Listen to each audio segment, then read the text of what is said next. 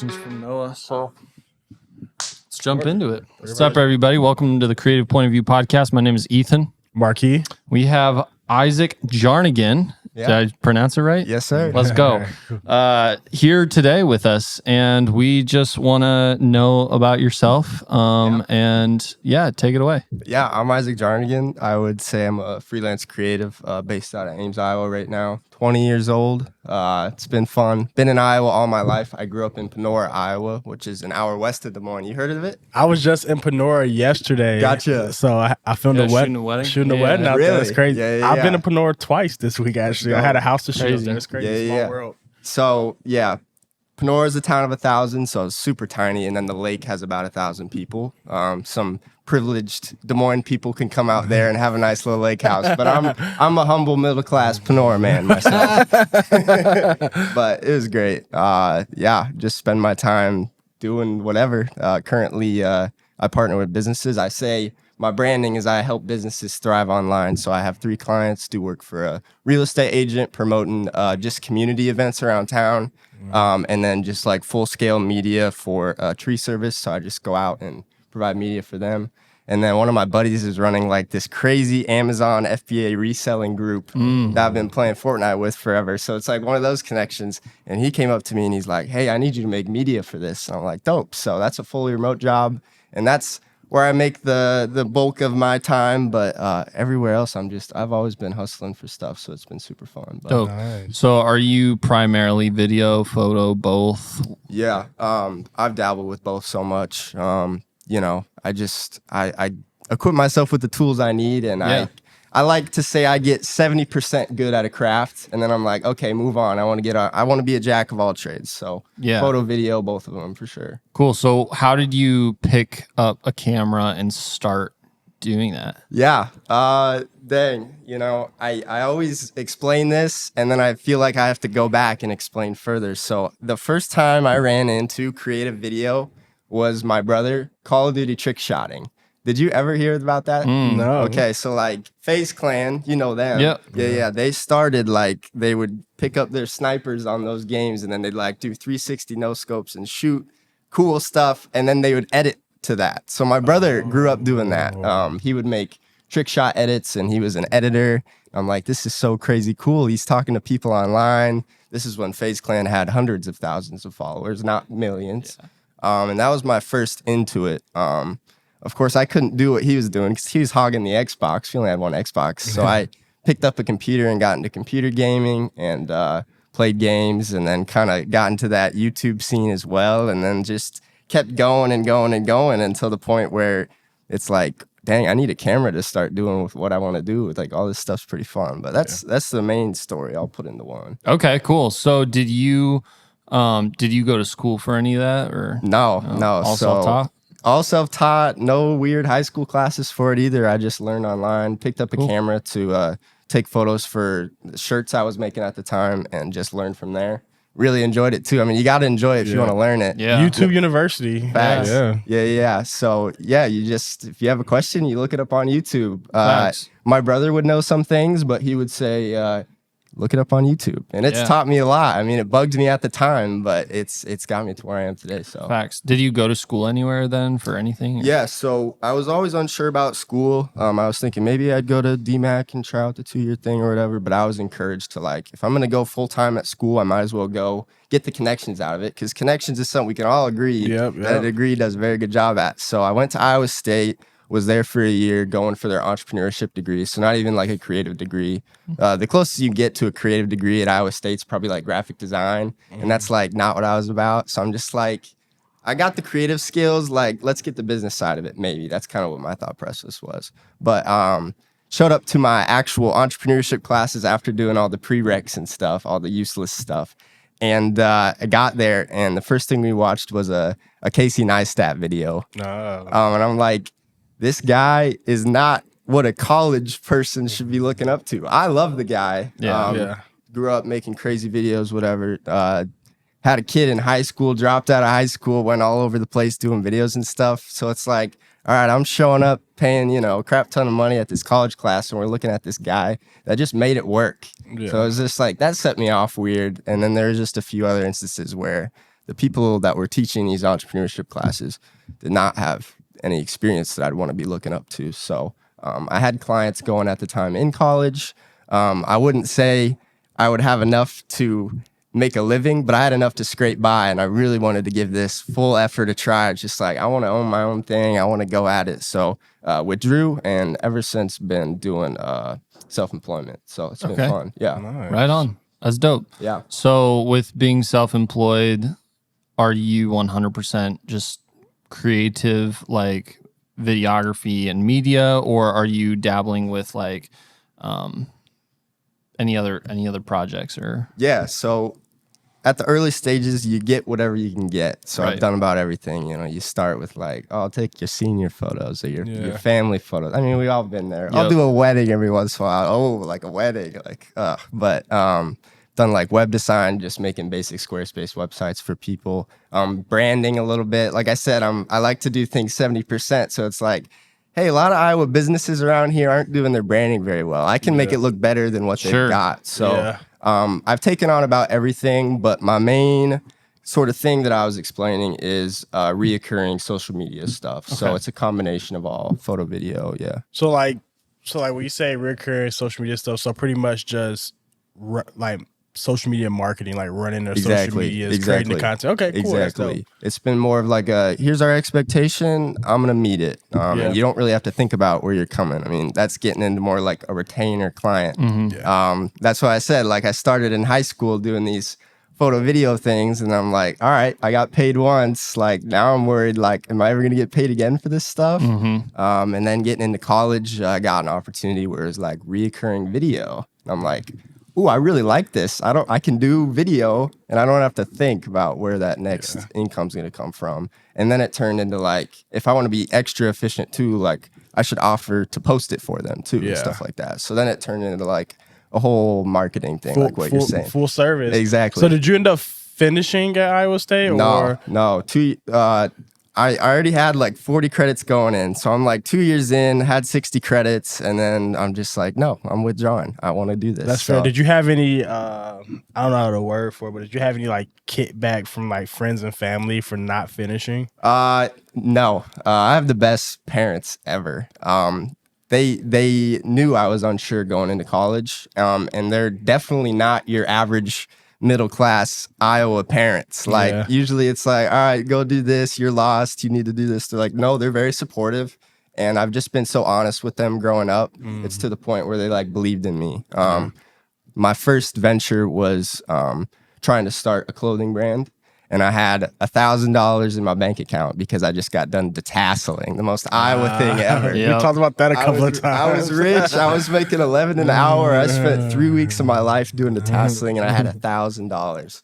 And I'm like, I want to start T-shirts. Mom and Dad, I need to put $300 into this. What do you think about this? And you could be like, oh, it's just 30 of your money. But they're like, go for it. Like, the lessons you're gonna learn from that, do it. So that's like, they've been super cool the whole time. So from a society standpoint, you're going to get some kickback. You're going to feel like kickback going out from that because obviously everyone around you is still going or whatever. Mm-hmm. But from like really close, my 0.01% of people that I care about in my life, they were all there for me. And that's dope. That was super dope. That's dope. Yeah. That's good. I mean, they probably saw the value of you doing something for yourself bigger than like, oh, you need to try this. You need to need to learn from what everyone else is teaching you rather than like the best teacher is experience. Right. You're going to make your own mistakes. Yeah. And just being honest with them about it. I mean, that's been one of my biggest successes in life is just having an honest relationship with my family and just letting them know wherever I'm at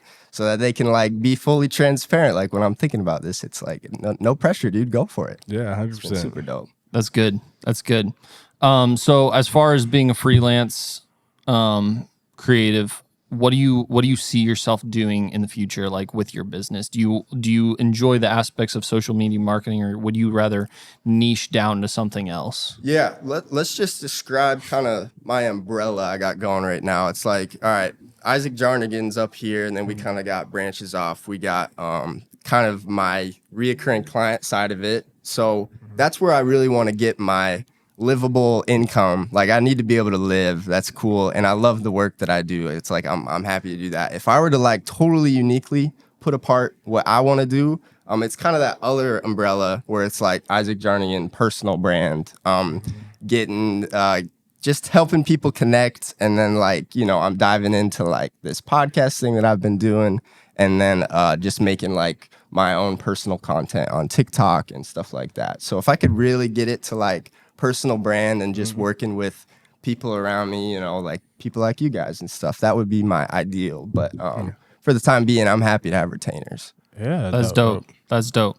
So tell us about like some side projects outside of your retainers that you're working on, or that you have worked on, want to work on. Yeah. We'll just talk about my very first one that I've been mentioning is January 2019, so a few years back now, which is crazy. 2019 is what? 4 years ago. Goodness gracious. Whole lifetime ago, man. It feels like yesterday, kind of. Yeah. I was 16 at the time. That really makes me feel like a baby. I'm like, all right, I want to do something. I don't know what I want to do. I got into my first, clothing brand. I'm like, I'm going to sell shirts. So that was my very first side gig where I went at it. It's now known as Forward Motive, but it was known as Mundane Clothing. You know, we don't want to be mundane and ordinary. Like, we want to go after what our brains are seeing or whatever. That was kind of my reason behind it. And it taught me everything I need to know, from like fulfillment to like basic branding stuff, which I utilize a lot now. And then like rejection, like making a piece and then not having it sell. Like, that's good stuff to learn. And that just taught me everything. And also it taught me like a little bit of legal stuff too. So I named my business Mundane Clothing, got all the domains for it and everything. You know, I had all the original stuff, but there's another guy out there that got all the legal stuff of it. He named his company Mundane Music and Clothing. So he came at me with that. He's from Nashville, and he came to me and he's like, hey, I need you to change your name. I'm like, shoot, like my whole life's ruined. Yeah. But he's like, I want to buy your domain, like mundaneclothing.com, because I owned that. And that domain was like the first teacher, like, yo, like, you made more money selling this domain than you ever did selling any of these shirts. And it just kind of put me into a realm of business that a 16-year-old isn't used to. Yeah. How much did you sell the domain for? The domain? All right. So $2,000 I sold that thing for. That's not bad. Crazy. For a 16-year-old, you know? Yeah, that's a big deal. I said, hey, mom and dad, I need $300 to start these shirts. And I put enough, I got into that guy's ear enough to where he had to like buy that domain off me because it was too close to his stuff. So it was crazy at the time. And then, you know, just basic photo video stuff. TikTok, I've been on for a while. I started it when I was way young. I'd make like Iowa TikToks, grew it to about 5,000 followers. Everyone's like, well, you're from Iowa, so cool, so relatable. I'm like, yeah. And then started making like technology videos. So like my main series was, and it was like bad Isaac, like long haired, like musty Isaac being like, yo, how to make your computer/laptop look dope. Super cringe, but that was the intro. And I made like 20 of those, and multiple of them got like millions of views. Oh, wow. And it grew me to 50,000 on TikTok, and leveraged a lot of attention, but didn't know how to use it. So I never really understood how to monetize it. So that was another something. And then with TikTok now, I've just been like, every time I go into a new business, I like make a little TikTok video about it. So walking into a new restaurant, just show them my plate, whatever, show the location, show where it is, show my experience. And that's been able to pull in a little bit of side incomes. Big name drops. I've only done 2 things. I was like, I know I've seen your stuff with Come and Go. Yeah. And then what else? Yeah. So I've worked with TikTok specifically. Pepsi and Come and Go have come to me, just want me to promote stuff. And it's literally just because I have a follower count and I post consistently. It's not anything impressive. So it's just like they randomly reach out to me too. You know, I've been doing it for years for fun, and then randomly is when you're going to get your opportunity. So that's a testament to what we talk about all the time, is like being consistent. Yeah, you never know when that, like, it's not the one TikTok that blew up that like got you to where you were. It was the consistency. And trying different things, you know, the Iowa stuff, and then going to like technology stuff. And the technology stuff was international. I made like a Discord server, and I would say over 1,000 people joined it. That's wild. My thing was like, all right, how do I leverage attention a little bit? So I'm like, all right, I'll just plug a Discord server at the end of these videos and then tell them to DM me on Instagram, and then I'll send them the link to the Discord server. So I was just trying everything out, everything possible. But that's one of the extra side things. And then more recently that I've had fun working on is just I've been opening my laptop and talking to people on Zoom basically, and just doing my own podcast just because social media, you need to be putting out stuff yourself, you know, if you want any sort of personal brand. I have the capabilities to, and I know a lot of people through over the years, you know, meeting photo, video people online, stuff like that. I'm just like, I want to talk to people and put out clips every day. It's the least I can be doing if I'm going to say I'm a social media guy. So yeah, it's been fun. Yeah, tell us a little bit more about that. And I know you started it one way and you've kind of pivoted into a different way now. So talk to us about what that looks like and how you started. Yeah. So it's over a month ago now. I just I've tried a few podcasts. Maybe I've tried like 2 or 3 different groups of guys and tried to do it like in-person stuff, and it never really went through. So I still wanted to, because I just know it's the best type of content to put out. It's the perfect type of you ever heard of like the term funneling content? Yeah. You got the top of the totem pole, which is the long podcast, and then you break them into shorts where you're hitting out long form, short form without even recording anything extra. So I knew I wanted to do something, and finally had a conversation with a friend. He's like, yeah, just do it. So within that week, made all the social media accounts for it, which takes longer than you think. I mean, it's crazy. You got to make... It took me like a whole day to just like set up everything, set up our simple cast. I know. There's innovation to be there for someday. I'm excited for when that happens. But yeah, so set all that up under the name Forward Motive Podcast, which is what my brand is now known as. Just thinking like, all right, the umbrella of Forward Motive is like talking to like-minded individuals and finding like your reasons for pushing forward in life, you know, not trying to go after something fake, but going something after that you see in your head every day, pushing forward. So I thought it'd be cool to brand it under that name and just talk to dope people.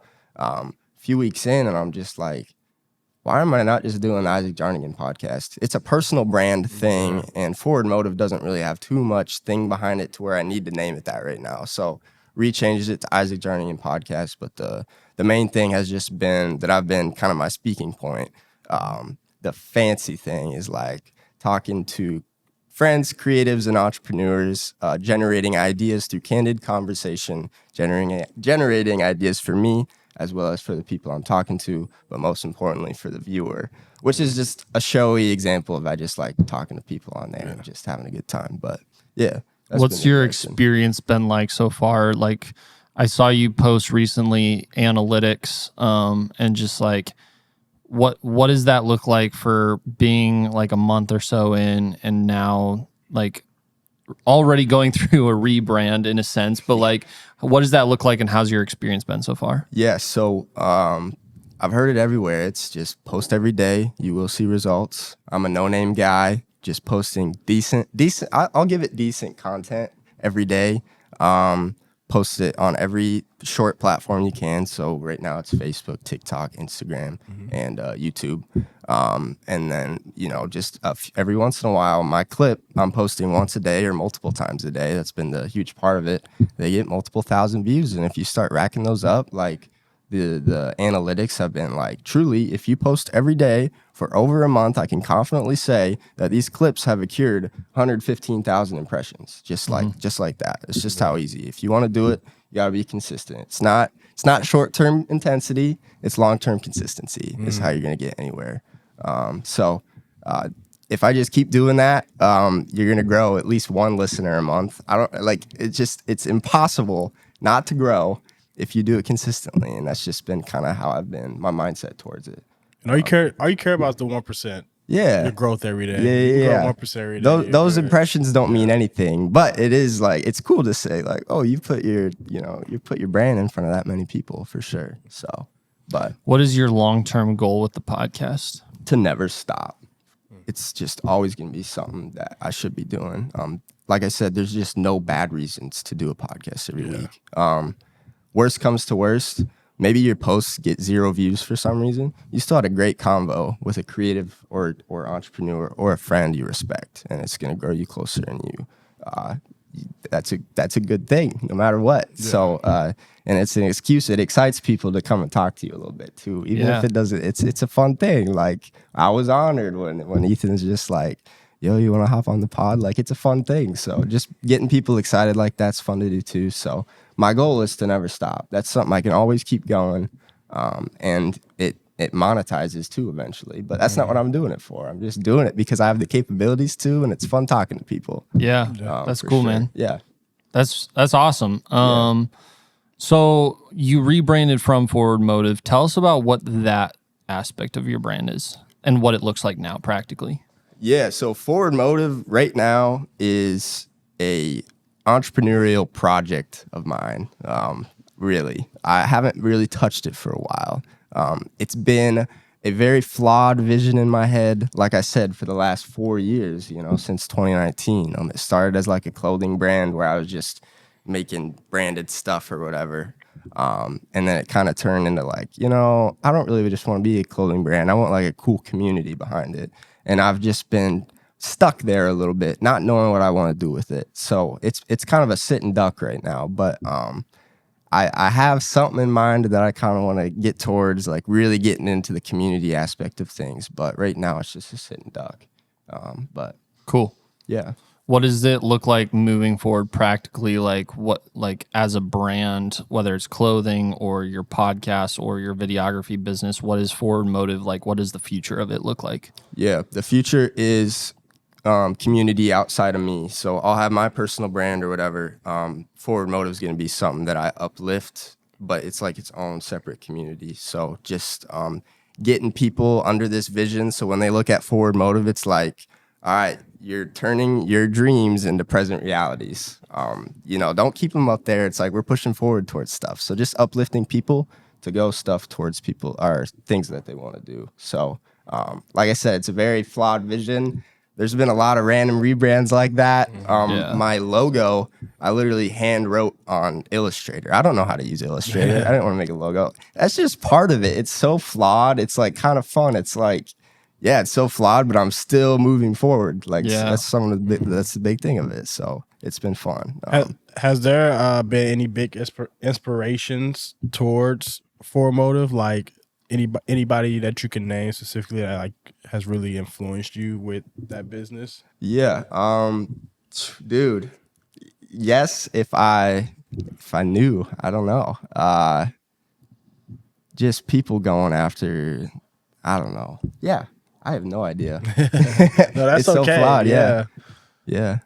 What are some of the artists or creatives that like have impacted you to like keep actually going forward? Like you watched a Casey Neistat video in college and it's like, oh, I can do this on my own. I don't need this type thing. But like, you're a videographer, you design clothing and stuff like that, and you're managing social media accounts. So like who are some of the people who inspire you to use those tools practically? Yeah. It all started, like I said, just a spiral of interest ever since my brother was doing those trick shotting. So I looked up to like gamers at the time. I'm like, oh, I want to play video games all day. And it's like, that's not true now at all. I don't want to do that. And then it switched like more of the vlogging space. So like the Casey Neistats, Roman Atwood, people like that. And then it switched to like creative stuff. So like, I don't know if you ever heard of the Australian boys like North Borders or those guys. So it got into like creative media vlogging and stuff like that. They're all utilizing these tools, selling presets and stuff like that. And then I got into like the film photography space. So it's just guys walking around taking nice film photos. So that's been my main inspiration, is just like there are so many people doing it. It's just like, I know it seems like such a hard thing to just like make a living out of, but there are so many people doing it. And that's why I can wake up every day confidently and say like, I'm going to dig myself out of this little life hole and make something what I want out of it. So yeah, for sure. It's dope. Yeah. Local artists, and like passion projects locally. Like I remember seeing you, I believe it was a trip to Wyoming. Yeah. So tell us about something like that. Like you collaborated with some local people on that trip for a passion project. Tell us about that, because I watched the film. It turned out sick. Thank you. Yeah, so I appreciate tell us that. about it. So I had a goal. One of my goals for this year, 2023, was I want to put directed by Isaac Jarnagin on something I make this year. It just felt so cool to do, but I've never been confident enough to put something like that. So I got invited onto this Wyoming trip. Don't know why we're going to Wyoming midwinter when we don't ski, but man, it was a fun little thing. And I'm just like, before we left, I'm like, hey, there's some dope people here. Eli Borgs was along. And then just some other creative people. I'm just like, I'm going to bring some like camcorders. I'm going to bring some mini cams. And then Eli and I are going to have our nice cams. I'm like, I could make a little film out of this, just talking about our overnight drive to Wyoming. So filmed that out. And then like organized the clips, and it made me excited about the whole trip, and then came back and like grinded on it for 4 days straight. And then just was able to put a film together with people that had like video background, and then putting in camcorder clips, people that had no video background, but it's still like it all contributed to this fun project. And I was able to put that film out on YouTube and just feel good about it. A lot of the nice shots were Eli. I can't lie there. Yeah. He's talented, man. He's amazing. He's so talented. Yeah.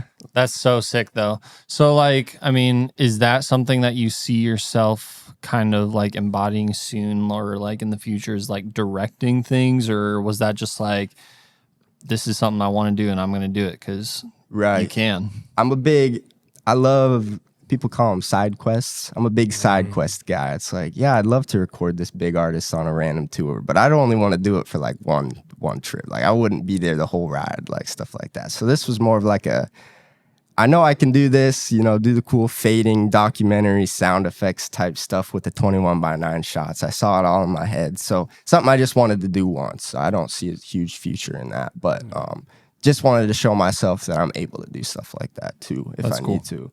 You know what I mean? Yeah, absolutely. So you collaborated with Eli on that project. Yeah. How do you know Eli? How do I know Eli? Like I said, during COVID years, or the year 2020, I just turned all my social effort to my phone. Every new creator I saw, I'm just like, well, I wasn't like fake. Like every creator I saw and I vibed with them, I'm like, hey, yo, this is sick. This is dope. Hopped in calls over that year. That's kind of when Clubhouse happened. I was about to say, did you talk to people on Clubhouse? Yeah, that's how I mess with people. Did the whole Clubhouse grind, and to this day, I'm in 2 group chats just with people all around the U.S. Like I can confidently say that I know someone or a connection to someone in every state of the U.S. It's just dope. That year was. It was lonely, but it was so important to my process of just like meeting a bunch of people. So somewhere in that, I followed Eli.Borgs and knew he was from around here, but never really thought I'd connect with him or anything. And then we were both in Ames. He was in college for graphic design, and I was in college. And lo and behold, I saw a cool man with a bunch of cool rings and Jesus-looking beard with long hair. It was Eli Borgs at Bergie's, so met him, and it just kind of personified this whole online connection. It's just like, yo, this is dope. I need meeting people like that. So, we've been friends, and we've been kind of helping each other out with our creative journeys. So it's been cool. Me and Eli kind of, we're proud of Ames a little bit too. There's a community there for sure as well. Absolutely. Yeah. Absolutely. Yeah. Clubhouse, Discord. Oh yeah. Just social media in general, TikTok. You've been doing that for a while. So like social aspect and like communications has been super important and influential 100%. In like even who you are. How 100%. Important is like networking and like communication in community to you?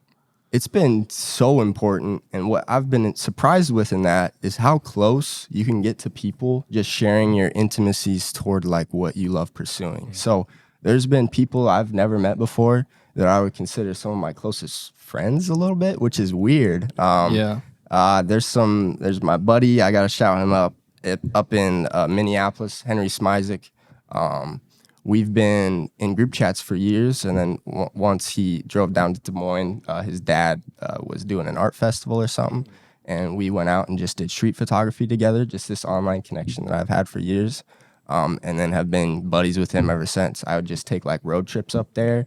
He would invite me into his home. I'd sleep on a cot, and it's just like closer than any friend I've ever had, you know, and just pursuing the same thing together.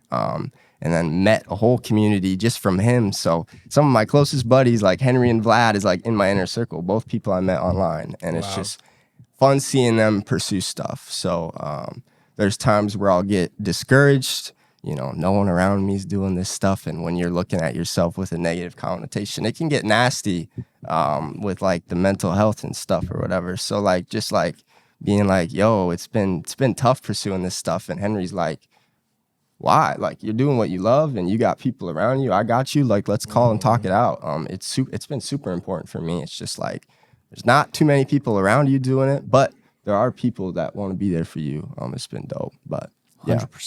100%.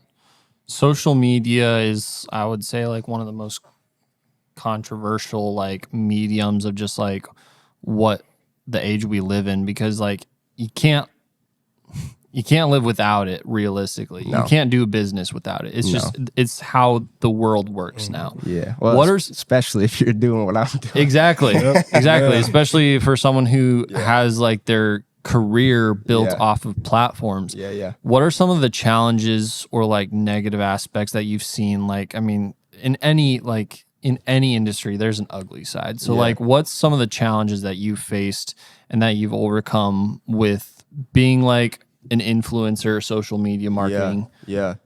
You just, sometimes you'll follow fake things. So like 5 episodes into that, you know, how to make your laptop and computer look dope. Like, I didn't really want to make them, but like 2 of them got over 1 million views. I'm like, I gotta be doing this stuff. So you run into stuff like that. And then, you know, you just run into negative things. And then you spend a lot of time on that phone. Obviously that's the obvious, really negative side of social media. So how I've combated that actually is I do not have a single social media downloaded during the day. I only post when I'm posting. I only have it downloaded when I'm posting. Every time I post, which is across platforms, I am the fastest at going into the App Store, downloading all the apps, uploading, and then deleting on it right away. Oh, wow. So that's how I combat that side of it, is like, I'm not doing anything on there productive if I'm on it hours every day. It's like, no, you got to be out there creating. You know, that's when you start getting envy and stuff like that, looking at other people's stuff. So my combatant to that is just like, yo, if you want to go out there and post stuff, post it. And then like, you know, say what's up to the homies and then delete it. And then you can either check it on your computer, because usually if you're on your computer, you're probably doing something a little more productive and you're dedicated towards that. Yeah. Or you just follow up the next day when you download and post again. So interesting. So with not having social media on your phone, just for our listeners, because a lot of creatives, they get a lot of inspiration from other creatives on social media. Or they get inspired. So where do you get your inspiration from? Like I said, you do the posting and then you'll do a healthy amount of looking around. Okay. So you're still able to engage with it as much as you need to. And you'll see the projects you need to see. It's like, oh my gosh, this person's doing work with this. Like, this is sick. They're following their dreams and stuff. Like I said, just saw, you know, I've talked about Henry and Vlad. It's like Vlad got this random shoot with the Coast Guard. I don't know how he did that. I still need to figure out how he did that. But he was in a helicopter and I'm like, yo, this is dope. Like, social media is dope. That inspired me. Henry landed a video tour with his favorite artist, which is Logic. So he's been touring with Logic, and it's like, without social media, it's like I wouldn't be able to celebrate those things. But I'm able to do that in that window where I'm posting. You post, look around, give a few things a like, delete, create. I mean, that's how it goes. Yeah, I commend you for that, because I feel like sometimes for myself, like I go down a rabbit hole sometimes scrolling on social media. Yeah. Like, that's why I don't have TikTok. Yeah. Because it became one of those things where I'll just you get lost in it. Right.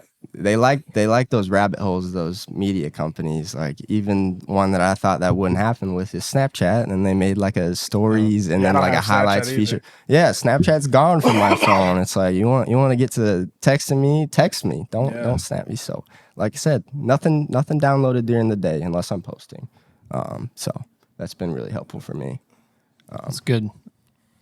How do you go about taking breaks and like rest or like get away from work, get away, kind of clear your head? Yeah, I'll just lead up with that. I have no idea right now, actually. It's been one of my biggest struggles. It's like, I really like working. And then sometimes I'll work when I shouldn't be working, stuff like that. So I haven't really had the best experience with that. What I will say though, is this is a clap moment. This last week, I feel like I had a work-life balance for the first time ever. Let's go. My ideal work-life balance is like 75% work, 25% life. Because, single dude, got my friends. Like, it's fun working on stuff. So how do I do that? During the day, I just finally get in the flow when you have those reoccurrings, when you have things to do. And then you can go home and kind of feel like, you put a lot of work towards that and was able to achieve that balance. But I relate to what Mr. Beast has said. He's like, I work for 10 days straight, and then randomly one day I don't want to pick up a thing. And then I just do what every other person resting does. So I kind of relate to that too. You feel when you have your limit, and then you go off that. What's the hard thing is, if you don't know your limits, it can get you in a pretty deep little hole, which can't be fun, but yeah. Yeah, absolutely. Yeah. Do you have trouble separating like your creative, passions with like the work that you have to do, like social media? Like your podcast is social media based, right, with long form and short form content, but your work is also social media based. Yeah. Do you have a hard time trying, like, kind of separating those two?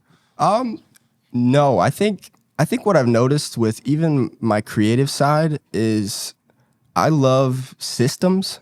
I loved getting a camera and then learning how to produce some fire images the fastest possible I could. It's just like, that's kind of what I loved about that.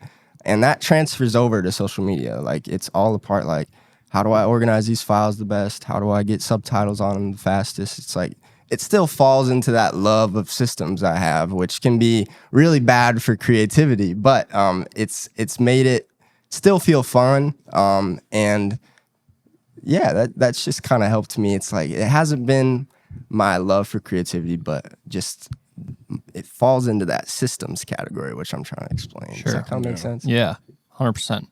You're looking for the best efficient solution for a problem. Yeah. And which is really what being a creative is. Like, we kind of talked about that. Like, essentially being a creative is seeing an issue or a need or a void and trying to find the best possible solution. And sometimes that requires thinking outside the box. For sure. 100%. And you wouldn't have your businesses without being able to solve a problem. That's the biggest thing about having a business. You got to solve people problems. So yeah, and that's what I see a lot of people struggle when it comes to creativity is they like this creative stuff, but there's just no way to get into it without the business side. So lucky for me, I've kind of liked that business side a little bit, which made it a little more organized, which makes what I do a little more doable. It's just part of it, so I embraced it. I'm like, I love this. This is dope. But cool. Yeah. Tell us some of your goals for like your business or just in general, hobbies, whatever. Like, do you have any short term, like 2 years, or like long term goals, 5-10 year plan or goals?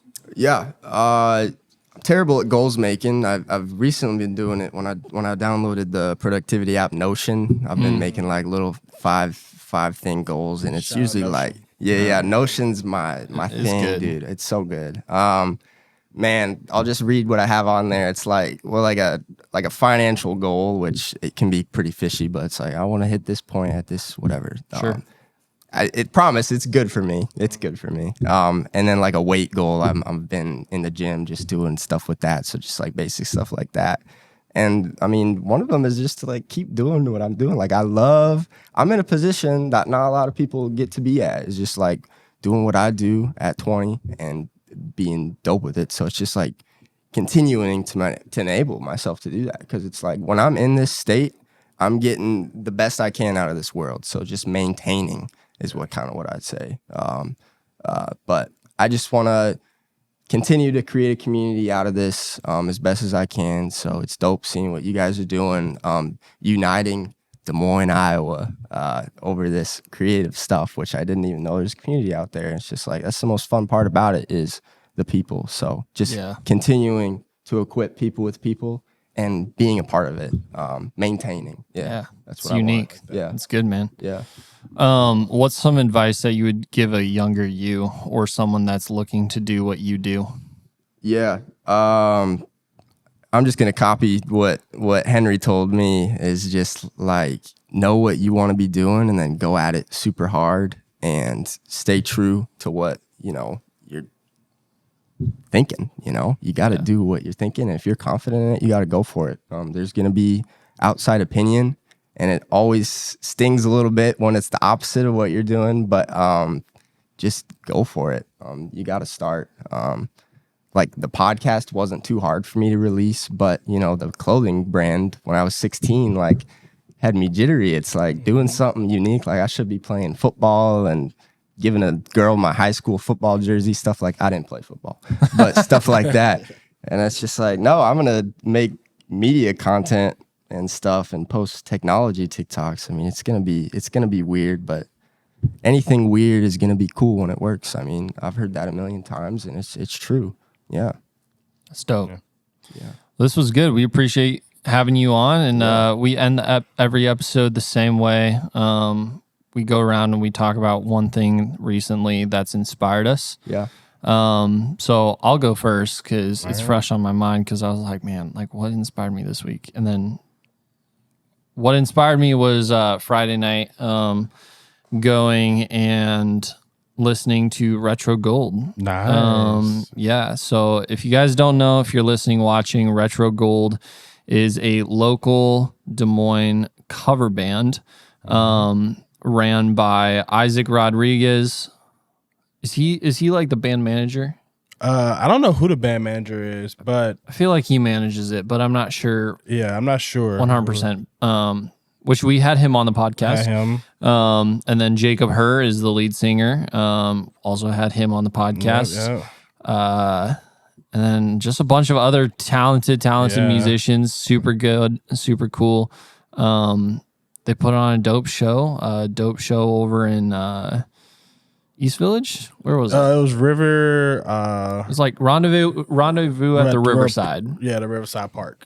I just have no idea where it's at. And someone asked me, "Where'd you go?" I was like, over Drake neighborhood somewhere. if you're in the Des Moines area, it's right off 2nd Ave. Yeah, that's the best. Yeah, I was like, I went on Hickman and then got off on 2nd, and that was it. Yeah, but super good show. I mean, like they sound amazing. Super talented musicians. Jacob is 4 hours of singing. 4-hour show, man. I told Jacob, I was like, bro, I would be dying. Yeah, no kidding. He led worship at all the services this weekend too. Oh my goodness, what a champ! What a champ! So, if you're listening to this and know Jacob, tell him that's what's up. People's champ right there. Yeah, he does it for the people, for the kids. Yeah. But yeah, Jacob Everett, super talented on the front of house mixing, and sounded good. It was super cool. Very innovative. Yeah. People had fun. There was a lot of people there. I didn't know what to expect. I was just like, I mean, it's a local free event.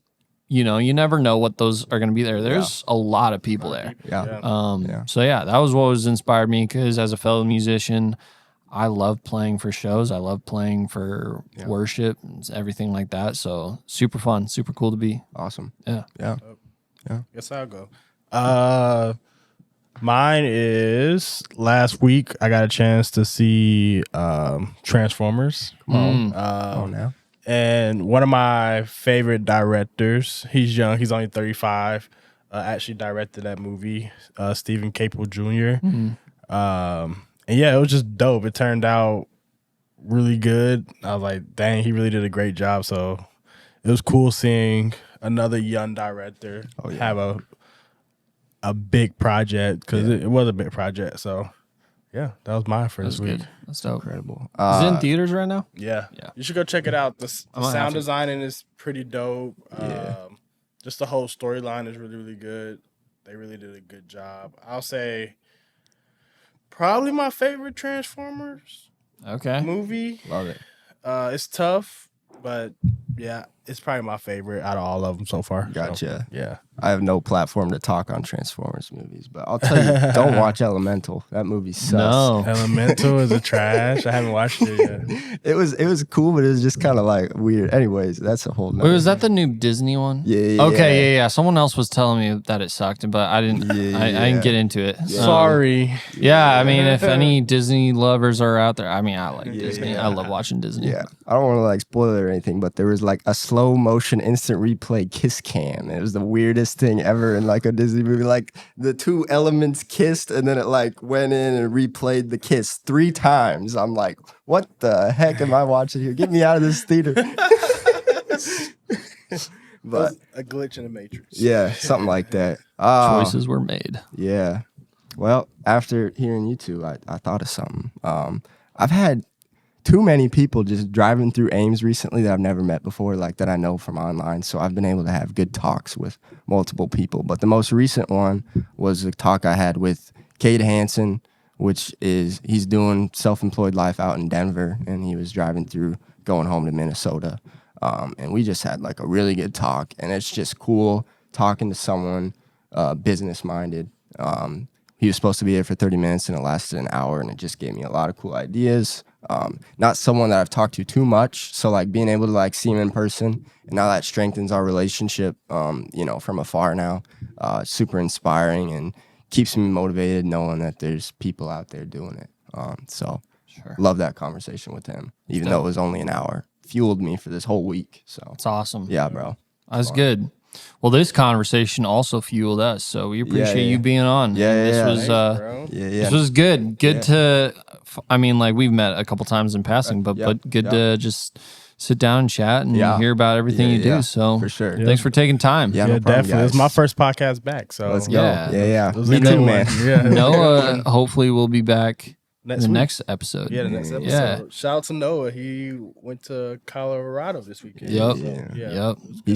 We still got to meet sometime, Noah. If you know. Yeah. We got to get you guys connected. Yeah. He's cool. Yeah. He's got his own little look, and I'm like, that's nice. That's a nice look you got there. Awesome. Perfect. Well, this has been the Creators. I almost said Forward Motive Podcast. I was thinking, I was like, man, like imagine just like cross collabing. This has been the Creators Point of View Podcast, and we'll see you in the next one. Peace.